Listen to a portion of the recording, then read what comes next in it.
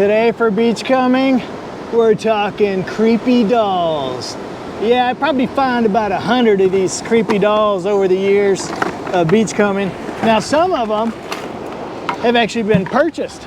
I made 10 grand off of about 12 of these. This late night comedian guy named John Oliver ended up paying me like 10 grand for them. Of course, we donated all that to the animal rehabilitation keep there in Port Aransas. But it goes to show you that, you know, sometimes picking up trash can pay.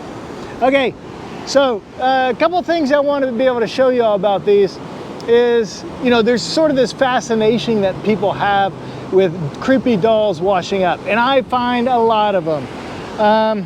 And I think some of the fascination has to do with like the barnacles that are growing off of these things. I mean, look at this one. Barnacles on the face, all over the body. This one growing out of the eyes. I mean, I can't sleep at night thinking about that. Look, this one. Look at that hair. Sargassum all in there and tar all over the back. And some kind of egg casings or something all over the face. I mean, that's just sort of scary. This one's face is all bashed in. I found that one just last week. So, and of course we got some different types of Barbie dolls.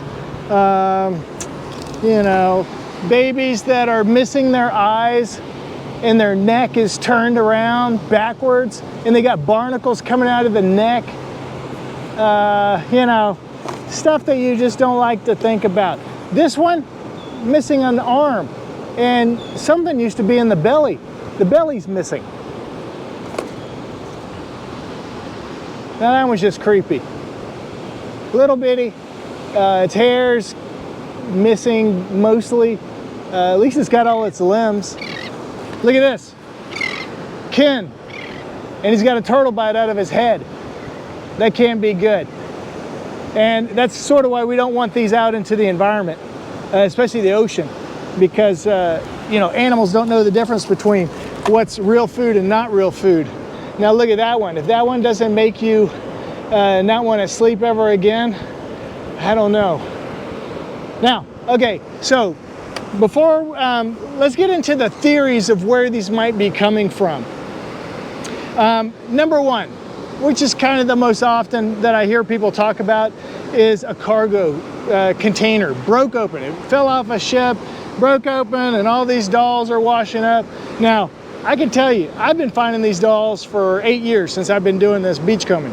The guy who did it before me, Tony Amos, he did it for like 42 years, and he collected a lot of these dolls. You know, I guess it could have been something from a long time ago, but a lot of these dolls that we find, they all look different. Now look, this one has hair, this one's got some sort of, maybe this one did have hair at one point. I don't know, but it's like got something on his head now. You know, they all look different. So I've never found two that look alike. Now look at this one. Woo! That one actually has like real looking eyes to it. So just to say, you know, I don't think they're coming from a container. Number two, people think, well, these poor kids, you know, kids were at the beach and they lost their doll. Well, I mean, I guess that could be true, but I don't see kids. I'm at the beach all the time. I don't see kids with their dolls. And to have this many that we're finding, I don't know. Or they also say, well, maybe they were at the beach and so they're finding them, you know, or they're losing them on the boat. Like they're on a boat and they lose them. But, you know, again, I'm not sure I believe that. Now, one that is a real mysterious is Mexico City. They actually have what's called Doll Island, and you can go visit it by boat, you know, pay a fee. And it was this guy who collected all these dolls to be able to like give offerings to spirits. And so he's got literally hundreds of these dolls in trees, in the house, you know, along the flower beds, along the walkways. I mean, all over the place. And they look just like these. I mean, dolls that have been in the environment for a while. And so, you know, but Mexico City's pretty far upstream. You know, I don't believe that these are coming from there, although, you know, and kind of the thing with the Mexico City deal is the guy was getting them out of the river and putting them, you know, around his house. So that goes to kind of my theory, and that is number 4, the theory number 4, is that these are coming from rivers. Yes, probably Mexico, but probably Central America, South America, you know, some of the island nations.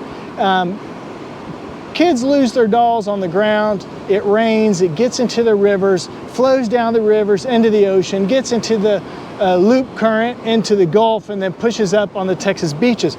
We have 10 times the amount of trash washing up on our shorelines than anywhere else in the Gulf. So it makes sense that we would be finding a lot of dolls washed up on our beach here if dolls float and dolls are being discarded. And so that's what I think is happening here. Now, there's a couple of uses for these. We have sold these in auctions and make money and be able to raise money for animal rehab, like for sea turtles and birds. That's a good use of them. The other thing is you can use them to scare your neighbors. Put them in their mailbox, maybe in Halloween, maybe during Christmas. That would be a great way to be able to get back at some of these neighbors that maybe you don't like being neighbors with. Or maybe you do and you just want to have a little fun. Okay, so the main thing I wanted to do today was spread the word about marine debris pollution, using dolls as kind of a way to be able to do that.